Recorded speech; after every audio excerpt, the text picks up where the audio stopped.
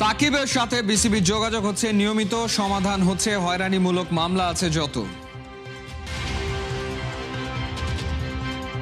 পাকিস্তান ঠিক রাখছে সবকিছুর মাপে, বাংলাদেশের পাশে দাঁড়িয়ে আইসিসি আর ভারতকে রাখছে চাপে।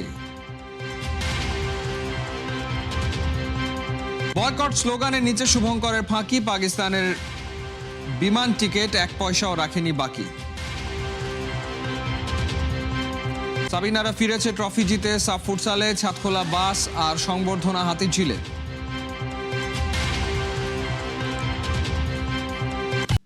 সাকিব কি সত্যিই ফিরছেন? সাকিবকে ফেরাতে বিসিবি কি করছে? সরকারের পক্ষ থেকেও কি গ্রিন সিগন্যাল পাওয়া গেছে? অনেক প্রশ্ন।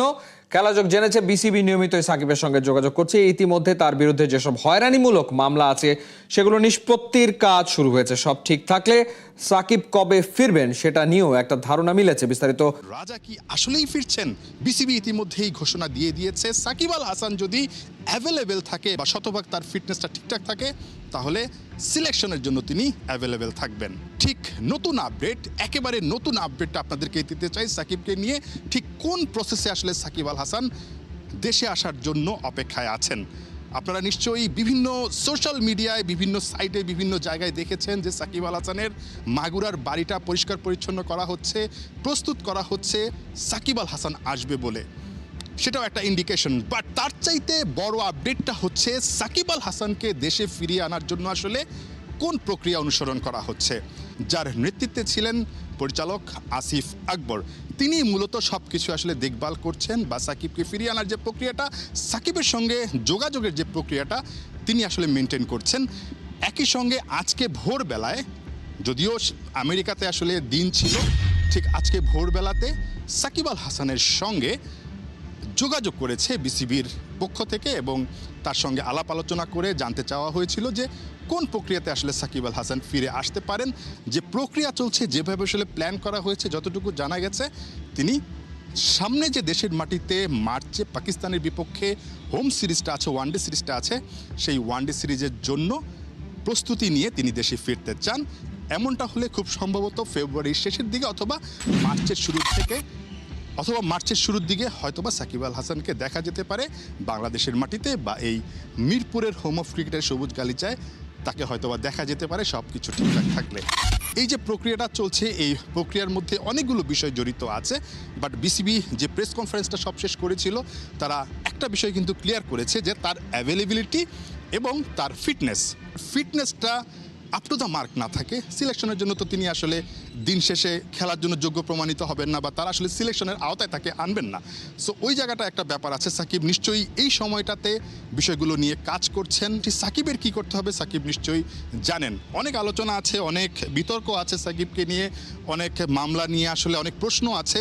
তবে সব কিছু যখন একটা জায়গায়, একটা বিন্দুতে মিলিত হবে বা একটা জায়গায় পৌঁছাবে, তখনই সাকিবের আশাটা আসলে নিশ্চিত হবে। পাকিস্তানের মিথ্যা জারি জুরি সব ফাঁস। একদিকে বয়কট স্লোগান দিচ্ছে, অন্যদিকে সেরে ফেলেছে কলম্বোর টিকিট বুকিং। অস্ট্রেলিয়ার বিপক্ষে সিরিজ শেষ করেই একসাথে উড়াল দেবে শ্রীলঙ্কা। এদিকে ভারত পাকিস্তান ম্যাচ ঘিরে নিশ্ছিদ্র নিরাপত্তার ব্যবস্থা করেছে শ্রীলঙ্কা। আইসিসির এই অবিচার মানি না, মানব না। বন্ধুর প্রতি সংহতি কণ্ঠে স্লোগান। বাংলাদেশের জন্য পূর্ণ সমর্থন। স্থগিত পাকিস্তানের বিশ্বকাপ প্রস্তুতি, জারি আছে বয়কটের হুমকি। বাংলাদেশের প্রতি পাকিস্তানের দরদটা যেন একটু বেশি। যেখানে সবার মুখে একটাই মন্ত্র, নিজে বাঁচলে বাপের নাম, সেখানে পাকিস্তান কেন হচ্ছে আত্মঘাতী? এই প্রশ্নের উত্তর একটাই, ঝোপ বুঝে কোপ মারতে পাকিস্তান বড্ড শেয়ানা। বয়কট স্লোগান দিয়ে ফেনা তুলে ডেডলাইনের আগেই ঘোষণা করেছে স্কোয়াড। এবারে পুরো দমে শুরু করে দিয়েছে বিশ্বকাপের প্রস্তুতি। ক্রিকেটারদের দেয়া হয়েছে নির্দেশনা 1 মাসের প্রস্তুতি নিয়ে হাজির হওয়ার। সবচেয়ে বড় প্রস্তুতি শুরু করে দিয়েছে ঘরের মাঠে সাবেক বিশ্ব চ্যাম্পিয়ন অস্ট্রেলিয়ার বিপক্ষে টি-20 সিরিজ খেলার মধ্য দিয়ে। শুধুই কি তাই, সিদ্ধান্ত জানানোর নাম করে একদিকে আইসিসিকে রেখেছে চাপে, অন্যদিকে কলম্বোর জন্য দিয়ে ফেলেছে ফ্লাইটের বুকিং।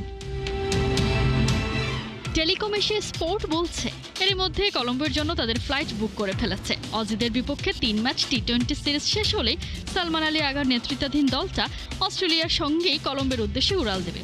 রিপোর্ট আরও বলছে শুক্রবারের মধ্যেই পিসিবির চেয়ারম্যান মহসিন নকভির কাছ থেকে আসবে চূড়ান্ত সিদ্ধান্ত। গুঞ্জন আছে 15 ফেব্রুয়ারি ভারতের বিপক্ষে ম্যাচটা বয়কট করতে পারে পাকিস্তান। সেটার সম্ভাবনাও এখন অনেক কম। বিশ্বকাপের সবচেয়ে সেনসিটিভ ম্যাচটাকে হোস্ট শ্রীলঙ্কা দিচ্ছে হাইয়েস্ট প্রায়োরিটি। দেশটির স্পোর্টস মিনিস্টার নিশ্চিত করেছেন ভারত পাকিস্তান ক্ল্যাশে থাকবে নিশ্চিদ্র নিরাপত্তা। অতঃপর হিসেবটা জলবৎ তরলং। বাংলাদেশের জন্য নিজেদের সর্বনাশ ডেকে আনবে না পাকিস্তান। 7 ফেব্রুয়ারি শুরু হওয়া টি-20 বিশ্বকাপে উদ্বোধনী ম্যাচটাই খেলবে Salman and co. Pakistan cricket বোর্ডের ইউটার্ন বিশ্বকাপে যাওয়ার সম্ভাবনায় বেশি, তবুও কেন বয়কটের নাটক করছে? বাংলাদেশকে সাপোর্ট দেওয়ার কথা বলে কি আইসিসি আর বিসিসিআই কে চাপে রাখছে? মাইন্ড গেম খেলছে? শোনা যাচ্ছে বিশ্বমঞ্চে পাকিস্তান ম্যাচ জিতে বাংলাদেশিদের উৎসর্গ করবে। প্রশ্ন হলো, জয় পাওয়ার মতো অবস্থায় আছে কি সালমান আঘারা? সুরিয়া হার্দিকরা হারলে, ভারত হারলে বাংলাদেশিরা জিতে যাবে, পাকিস্তান জিতলে টাইগার ভক্তরা উৎসবে মাতবে। বিশ্বমঞ্চে কলম্বোতে ভারতকে হারিয়ে সেই জয়টা বাংলাদেশি সাপোর্টারদের, বাংলাদেশি ক্রিকেটারদের উৎসর্গ করার একটা ভাবনা চিন্তা আছে পাকিস্তান ক্রিকেট বোর্ডের, পাকিস্তান ক্রিকেটারদের। কিন্তু তাদের সেই সামর্থ্য কি আছে? তারা কি ভারতকে হারাতে পারবে?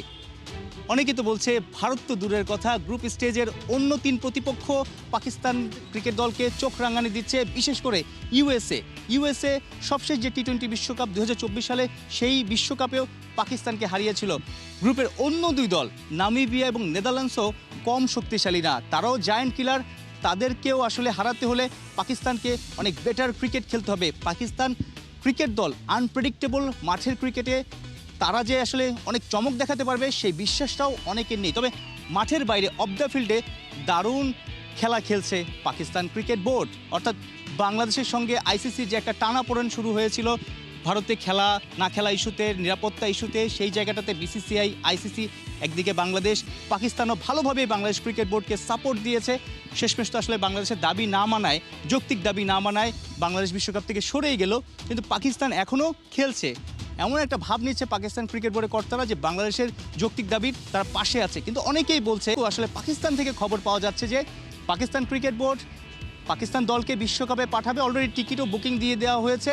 হয়তো 2-1 দিনের মধ্যে বা 2-3 দিনের মধ্যেই সেই সিদ্ধান্তটা জানিয়ে দেবে এবং বিশ্বকাপে অংশ নেবে। ভারত ম্যাচও খেলবে, কারণ ভারত পাকিস্তান ম্যাচেই তো সবচেয়ে বেশি টাকা, সবচেয়ে বেশি ডলার আসে। এর চেয়ে লোভনীয় বা আকর্ষণীয় ম্যাচ তো ওয়ার্ল্ড ক্রিকেটেও নেই। তো সেই ম্যাচটা মিস করার কোনো কারণেই আসলে কেউ দেখছে না। তবে বাংলাদেশকে সাপোর্ট যে বিষয়টা, সেটা বিশ্বকাপেও চলমান থাকবে পাকিস্তানের। পাকিস্তান যদি বিশ্বকাপে ম্যাচ জিতে সেই জয়গুলো বাংলাদেশিদের উৎসর্গ করবে, বাংলাদেশিদের পাশে থাকার যে বার্তাটা সেই ম্যাচ জয়ের পর জানাবে। কিন্তু ম্যাচ আসলে জিততে পারবে কিনা? অবশেষে পাকিস্তান বয়কট করছে না টি-20 বিশ্বকাপ এবং তারা শ্রীলঙ্কায় যাওয়ার টিকিটও কনফার্ম করেছে।